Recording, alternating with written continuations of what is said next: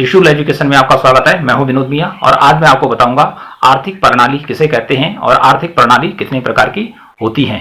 तो इस टॉपिक को शुरू करने से पहले मेरी आपसे रिक्वेस्ट है, यदि आप हमारे चैनल पर पहली बार आए हैं तो प्लीज हमारे चैनल को सब्सक्राइब कीजिए और बगल में ऑल नोटिफिकेशन बेल को भी प्रेस कर लीजिए। और जिन साथियों ने पहले हमारे चैनल को सब्सक्राइब कर दिया है उनका बहुत बहुत धन्यवाद। तो शुरू करते हैं आज का अपना टॉपिक।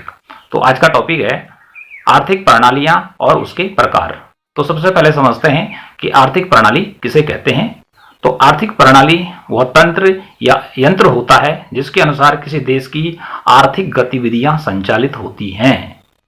कि वह तंत्र या यंत्र है या सिस्टम है जिसके अनुसार किसी देश की आर्थिक गतिविधियां, तो आर्थिक क्रियाओं का अर्थ है जो कि धन कमाने और खर्च करने से संबंधित होती हैं, उन क्रियाओं को कहते हैं आर्थिक क्रियाएं। तो किसी भी देश की अर्थव्यवस्था जो होती है, उस देश के जितने भी आर्थिक क्रियाकलाप हैं वो किसके द्वारा किए जाते हैं? वो सरकार के द्वारा किए जाते हैं या निजी क्षेत्र या प्राइवेट सेक्टर के द्वारा किए जाते हैं या वह सरकार के द्वारा और प्राइवेट दोनों के द्वारा किए जाते हैं। तो इस आधार को लेकर दुनिया की जो अर्थव्यवस्थाएं हैं वह 3 प्रकार की होती हैं। तो जो पहली अर्थव्यवस्था का प्रकार है वह है पूंजीवादी अर्थव्यवस्था, दूसरी जो अर्थव्यवस्था है वह है समाजवादी अर्थव्यवस्था और तीसरी जो अर्थव्यवस्था है वह है मिश्रित अर्थव्यवस्था। तो इस लेक्चर में मैं आपको यह बताऊंगा कि पूंजीवादी अर्थव्यवस्था किसे कहते हैं और उसकी कौन कौन सी विशेषताएं होती हैं, और जो शेष 2 अर्थव्यवस्थाएं हैं समाजवादी और मिश्रित अर्थव्यवस्था का अगला वीडियो पार्ट नंबर 2 आएगा, उसमें बताया जाएगा आपको। सबसे पहले कि पूंजीवादी अर्थव्यवस्था किसे कहते हैं।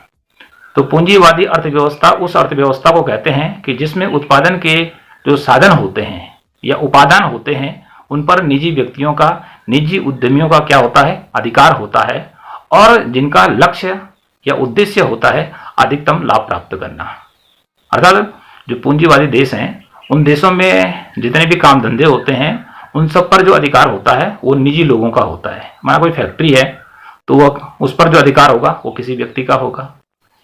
मकान होगा तो उस पर किसका अधिकार होगा, व्यक्ति विशेष का होगा, उसके नाम पर रजिस्टर्ड होगा। मकान होगा तो उसके नाम पर रजिस्टर्ड होगा, ठीक है। कैफे होगा तो उसके नाम पर रजिस्टर्ड होगा, होटल होगा तो उसके नाम पे क्या होगा, रजिस्टर्ड होगा। तो इस प्रकार से जो पूंजीवादी अर्थव्यवस्था वाले देश हैं उन देशों में जितनी भी आर्थिक गतिविधियां होती हैं वो समस्त वहां के लोगों के द्वारा अर्थात निजी लोगों के द्वारा चलाई जाती हैं। और जितने भी निजी उद्यमी या साहसी होते हैं या जो फर्में होती हैं उनका एकमात्र उद्देश्य यहाँ पे होता है लाभ कमाना, क्योंकि निजी क्षेत्र बाजार में तभी उतरता है जबकि उसको लाभ प्राप्त करने की आशा हो। तो पूंजीवादी अर्थव्यवस्था में जितनी भी कंपनियां हैं, जितने भी निजी उद्यमी हैं, जितने भी निजी व्यक्ति हैं जो आर्थिक गतिविधियां में हिस्सा लेते हैं, भाग लेते हैं, उनका उद्देश्य क्या होता है, मैक्सिमम बेनिफिट्स होता है, अधिकतम लाभ प्राप्त करना होता है। ये तो हो गई इसकी परिभाषा। अब परिभाषा की बात आता है कि पूंजीवादी जो अर्थव्यवस्था है वो दुनिया के किन किन देशों में पाई जाती है। तो वर्तमान में लगभग जो यूरोपियन कंट्रीज हैं और अमेरिकन जो कंट्रीज हैं उनमें क्या है, पूंजीवादी अर्थव्यवस्था है। तो पूंजीवादी अर्थव्यवस्था का जो सबसे बड़ा उदाहरण है वो है यूनाइटेड स्टेट्स ऑफ अमेरिका, संयुक्त राज्य अमेरिका हो गया, कनाडा हो गया, इंग्लैंड हो गया, फ्रांस हो गया, जर्मनी हो गया, और इसी प्रकार से हो गया जापान हो गया। इन देशों की जो अर्थव्यवस्था है वह पूंजीवादी अर्थव्यवस्था है, और यहाँ पर जो उद्योग धंधे लगाए जाते हैं, जो अधिकांश आर्थिक क्रियाकलाप किए जाते हैं, जो गतिविधियां की जाती है, वो सब निजी उद्यमियों के द्वारा, ये निजी पूंजीपतियों के द्वारा, निजी उद्योगपतियों के द्वारा, ये सामान्य जो किस्म के लोग हैं जो छोटे रोजगार स्टार्ट कर सकते हैं, छोटी दुकान खोल सकते हैं, वो सारे क्या करते हैं, प्राइवेट व्यक्ति ही करते हैं, या समाज में रहने वाले या उस देश में रहने वाले जितने पूंजीपति वर्ग से लेकर सामान्य व्यक्ति तक का आदमी इस काम को क्या करता है, संपन्न करता है। अब बात आती है कि पूंजीवादी अर्थव्यवस्था की कौन कौन सी विशेषताएं होती हैं, ये कौन कौन से लक्षण होते हैं जिसके आधार पे कहते हैं कि इस देश की जो अर्थव्यवस्था है वो पूंजीवादी अर्थव्यवस्था है। तो जो पहली विशेषता आती है वो आती है मूल्य यंत्र। अर्थात जो कैपिटलिस्ट वाली कंट्रीज हैं या पूंजीवादी अर्थव्यवस्था वाले देश हैं उन देशों की जो अर्थव्यवस्था है वह मूल्य यंत्र पर काम करती है। अर्थात मांग और पूर्ति की जो 2 शक्तियां हैं यहाँ पे काम करती हैं। प्राइस का जो निर्धारण होता है वो सरकार नहीं करती है। कोई भी उत्पादन हो, चाहे वो कृषि प्रोडक्ट है, चाहे वो मैन्युफैक्चरिंग क्षेत्र के कोई भी प्रोडक्ट है, ठीक है, कोई भी मशीन है, उसका जो प्राइस निर्धारित करता है वह बाजार में मांग और पूर्ति की शक्तियों के द्वारा होता है। तो इस प्रकार से जो अर्थव्यवस्था होती है यह स्वचालित अर्थव्यवस्था होती है। सरकार को इसमें किसी भी प्रकार का ज्यादा हस्तक्षेप करने की जरूरत नहीं पड़ती है। तो इस प्रकार से जहां पर प्राइस सरकार तय नहीं करती है, केवल मांग और पूर्ति की जो शक्तियां हैं वो दोनों मिलकर क्या करती हैं, प्राइस का निर्धारण करती हैं। और उसी के द्वारा क्या होता है, बाजार में मूल्य निर्धारण होता है। कि माना कि बाजार में किसी वस्तु की शॉर्टेज हो गई, पूर्ति कम हो गई और मांग ज्यादा हो गई, तो प्राइस ऊपर जाएगा, प्राइस बढ़ेगा। और यदि पूर्ति बहुत ज्यादा हो जाती है और मांग कम होती है तो मूल्य क्या हो जाएगा, ऑटोमेटिक कम हो जाएगा। तो इस प्रकार से जो पूंजीवादी अर्थव्यवस्था वाले देश हैं, उन देशों की जो अर्थव्यवस्था होती है वह स्वचालित होती है, अर्थात अपने आप चलती है। और उसको चलाने वाली मार्केट की जो दो शक्तियां हैं वह है डिमांड एंड सप्लाई। तो इसको कहते हैं कीमत यंत्र। अब दूसरी जो इसकी विशेषता है वह है निजी संपत्ति रखने का अधिकार। अर्थात जो पूंजीवादी देश हैं उन देशों में संपत्ति पर जो अधिकार होता है वो निजी लोगों का होता है। खेत खलिहान जो भी हैं वो किसके नाम होते हैं, लोगों के नाम होते हैं। होटल है, रेस्तरां है, फैक्ट्रियां हैं, वो तमाम प्रकार के जितने भी साधन हैं उन सभी पे जो अधिकार होता है वो किसका होता है, वो निजी लोगों का होता है। निजी लोगों का अर्थात उस देश में रहने वाले लोगों का अधिकार होता है, उस पर सरकार का अधिकार नहीं होता है। अगला आता है विशेषता में कि इन देशों में जैसे भारत में है प्लानिंग कमीशन, तो भारत में वर्तमान में इसका नाम बदलकर नीति आयोग कर दिया गया है। पहले प्लानिंग कमीशन के द्वारा या योजना आयोग के द्वारा भारत में पंचवर्षीय योजनाएं बनाई जाती थी, उनका क्रियान्वयन किया जाता था, उनका मूल्यांकन किया जाता था। लेकिन वर्तमान में यहाँ पर भी जो पंचवर्षीय योजना है वो समाप्त कर दी गई है, लेकिन आयोग अपना काम कर रहा है। लेकिन जो पूंजीवादी अर्थव्यवस्था वाले देश हैं उनमें इस प्रकार की कोई भी केंद्रीय योजना आयोग का अस्तित्व नहीं होता है। तो कुल मिलाकर कहने का अर्थ है कि वहां पे कोई प्लानिंग कमीशन नहीं होता है, कि जैसे कि हमारे देश में है या किसी अन्य कंट्री में हो सकता है, उसको बाद में आपको बताया जाएगा। अगली जो विशेषता आती है वो आती है फर्मों में प्रतिस्पर्धा। अर्थात फर्म किसे कहते हैं, फर्म क्या होती है, एक उत्पादक संस्था होती है जो किसी वस्तु का क्या करती है, प्रोडक्शन करती है। तो जो पूंजीवादी देश हैं उन देशों में एक वस्तु को बनाने वाली जो कंपनियां होती हैं, जो कारखाने होते हैं, वो क्या होते हैं, अनेक होते हैं। तो एक ही वस्तु बनाते हैं, तो इस प्रकार से अपनी वस्तु को लेकर उनमें क्या होती है, प्रतियोगिता पाई जाती है, कंपटीशन होता है। हर कोई चाहता है कि मेरी वस्तु क्या है, ज्यादा से ज्यादा बिके। ठीक है, इसलिए टीवी क्या होता है, ज्यादा से ज्यादा एडवर्टाइजमेंट दिया जाता है। हर कोई अपनी क्वालिटी को क्या करना चाहता है, सुधार करना चाहता है, लागत कम करना चाहता है, जिससे उसकी बिक्री को बढ़ाया जा सके। तो इस प्रकार से विभिन्न जो कंपनियां वहां पर एक ही प्रकार का प्रोडक्शन करती हैं, एक ही प्रकार की वस्तु का उत्पादन करती हैं, उनमें क्या पाया जाता है, आपस में प्रतिस्पर्धा। मेरी वस्तु ज्यादा बिके और दूसरे की कम बिके, इस प्रकार की प्रतिस्पर्धा उनमें देखने को मिलती है। लेकिन वस्तु उसी की ज्यादा है कि जिसकी की क्वालिटी अच्छी होती है और जिसका प्राइस क्या होता है, कम होता है। अगला आता है कि इस अर्थव्यवस्था में सरकार किसी प्रकार का इंटरफियर नहीं करती है, सरकार हस्तक्षेप नहीं करती है, क्योंकि पहले बता चुका हूं कि यहां पर जो अर्थव्यवस्था होती है वो मांग और पूर्ति की शक्तियों के द्वारा स्वचालित होती है। तो ऐसे में सरकार को इंटरफेयर करने की आवश्यकता नहीं पड़ती है। लेकिन जैसे कि वर्तमान में देखें कि चाइना और अमेरिका के बीच ट्रेड वार, इट मीन्स हो गया व्यापार युद्ध चल रहा है। अमेरिका ने क्या किया कि चीन के उत्पादों पर टैक्स बढ़ा दिया, तो अमेरिका में उनकी डिमांड क्या हुई, कम हो गई। जवाब में चीन ने भी क्या किया, अमेरिका के उत्पादों पर सीमा शुल्क बढ़ा दिया, तो उसकी डिमांड कहाँ कम हो गई, चाइना में कम हो गई। तो इस प्रकार की जो ये बाधाएं आती हैं, ठीक है, वस्तुओं को बेचने को लेकर, तो इस प्रकार की बाधाओं को दूर करने का काम सरकार करती है बाह्य रूप से। लेकिन आंतरिक जो गतिविधियां होती हैं प्रोडक्शन संबंधी, उसमें सरकार किसी भी प्रकार का हस्तक्षेप या इंटरफियर नहीं करती है। अगली जो विशेषता है वह है वर्ग संघर्ष। जो पूंजीवादी देश हैं यहाँ पर दो प्रकार के वर्ग या दो प्रकार के समाज में रहने वाले व्यक्ति उत्पन्न हो जाते हैं। एक होता है पूंजीपति वर्ग और एक होता है श्रमिक वर्ग। तो पूंजीपति वर्ग कौन होता है, जो कि फैक्ट्रियां लगाता है, ठीक है, बड़े बड़े कारखाने लगाता है या बड़े बड़े मैन्युफैक्चरिंग हब खड़े कर देता है, बड़ी बड़ी बिल्डिंगें या अपार्टमेंट खड़ा कर देता है, वो होता है पूंजीपति वर्ग। और दूसरा होता है श्रमिक वर्ग, जो फैक्ट्री में काम करता है या अपार्टमेंट बनाने में काम करता है, मैन्युफैक्चरिंग क्षेत्र में काम करता है, कहीं भी काम करता है, वह श्रमिक वर्ग होता है। ठीक है, जो लेबर क्लास होती है। तो इस प्रकार से यहाँ पे दो वर्ग बन जाते हैं। तो दो वर्ग बनने से क्या नुकसान होता है, नुकसान ये होता है कि जो पूंजीपति वर्ग है उसके पास क्या हो जाती है, अथाह संपत्ति हो जाती है। और दूसरा जो श्रमिक वर्ग है, क्योंकि मजदूरी देने का काम जो करता है वो पूंजीपति वर्ग करता है, तो वो मजदूरी क्या देता है, कम देता है लेबर को।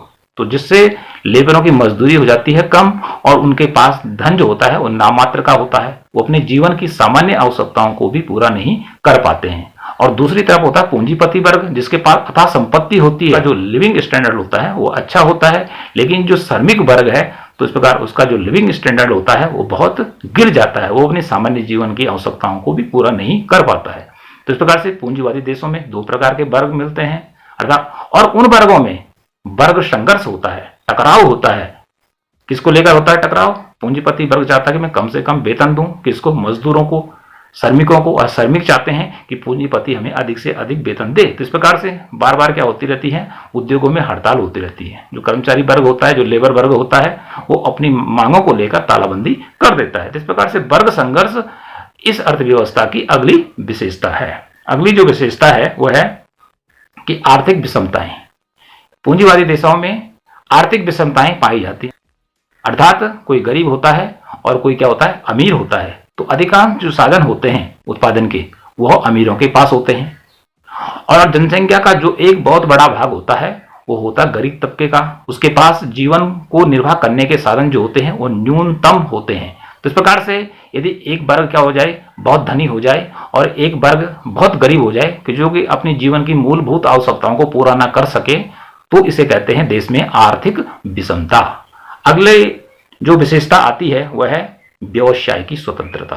पूंजीवादी देशों में जो भी लोग रहते हैं वो अपनी मर्जी के अनुसार कोई भी व्यवसाय चुन सकते हैं। माना वो फैक्ट्री लगाना चाहता है, ठीक है, वो टीचर बनना चाहता है, वो इंजीनियर बनना चाहता है, ठीक है, वो क्लर्क बनना चाहता है, वो वैज्ञानिक बनना चाहता है, या कुछ बनना चाहता है, वो किसी भी जॉब को चुन सकता है। इसके लिए उसको क्या होती है? स्वतंत्रता होती है। लेकिन कौन से व्यवसाय चुन सकता है? जो कि क्या है? लीगल है, वैधानिक है। यदि उसने व्यवसाय चुन दिया चोरी का, तो चोरी का व्यवसाय कैसा व्यवसाय है? इलीगल है, अवैधानिक है, ठीक है। तो इस प्रकार के व्यवसाय चुनने के तो किसी भी देश में क्या होती है? स्वतंत्रता नहीं होती है। तो पूंजीवादी देशों में जो व्यवसाय सरकार की दृष्टि से वैधानिक हैं, जिनको संविधान में वैधानिक करार दिया गया है, उनमें से कोई व्यवसाय व्यक्ति अपनी योग्यता के अनुसार चुन सकता है, उससे संबंधित जॉब कर सकता है।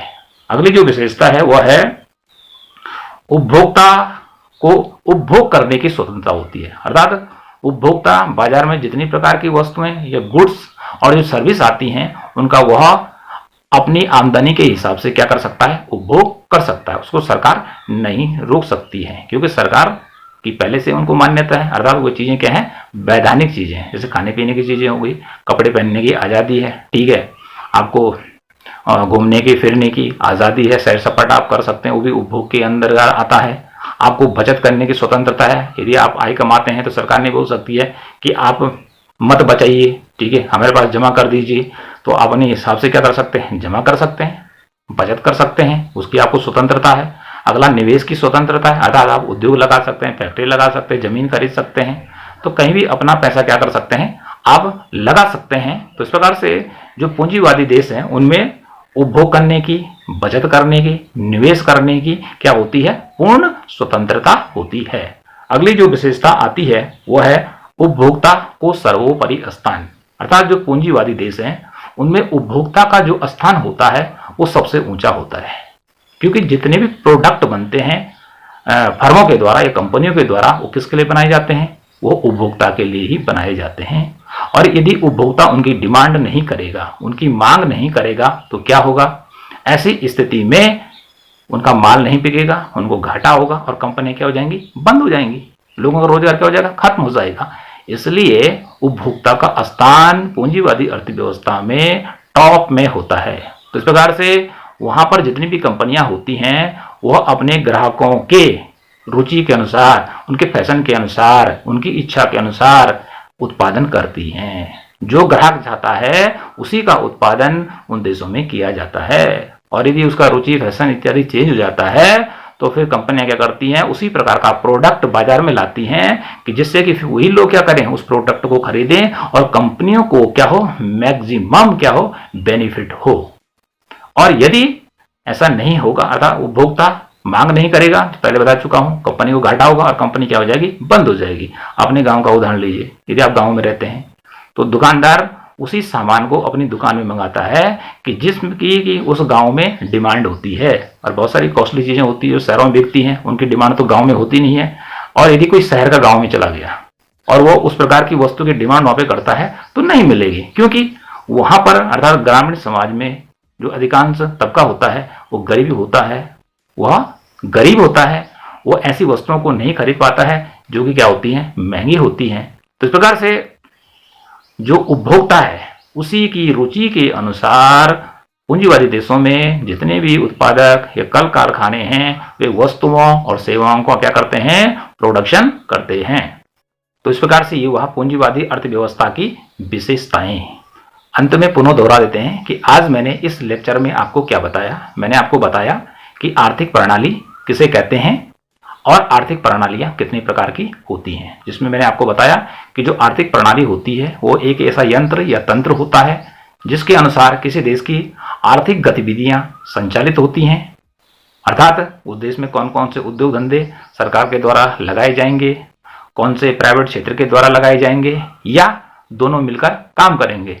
तो ऐसा आर्थिक प्रणाली में होता है कि जैसे इंडिया में भी होता है, तो अमेरिका में भी होता है, तो पाकिस्तान में भी होता है, बांग्लादेश में भी होता है, श्रीलंका में भी होता है। उसके बाद मैंने आपको बताया कि जो आर्थिक प्रणालियां हैं वह 3 भागों में बटी हुई हैं या 3 प्रकार की होती है। पहली बताई पूंजीवादी अर्थव्यवस्था, दूसरा बताया आपको समाजवादी अर्थव्यवस्था और तीसरी बताई आपको मिश्रित अर्थव्यवस्था। और इस वीडियो में मैंने केवल चर्चा की कि पूंजीवादी अर्थव्यवस्था किसे कहते हैं। तो पूंजीवादी अर्थव्यवस्था उस अर्थव्यवस्था को कहते हैं जिसमें उत्पादन के साधनों पर निजी लोगों का क्या होता है, अधिकार होता है। निजी व्यक्ति मतलब हम तुम इस प्रकार के लोग यदि उस कंट्री में रहते हैं और हमारे पास इतनी आमदनी है कि हम कोई फैक्ट्री खड़ा कर सकें या कोई होटल खड़ा कर सकें, तो उसके मालिक कौन होंगे, हम होंगे। और वहां पर जो भी उद्यमी होता है अर्थात जो साहसी होता है या जो पूंजीपति होता है उसका उद्देश्य क्या होता है फैक्ट्री लगाने का, वो होता है एकमात्र मैक्सिमम बेनिफिट्स, अधिकतम लाभ की प्राप्ति, अधिक से अधिक क्या करना, लाभ प्राप्त करना।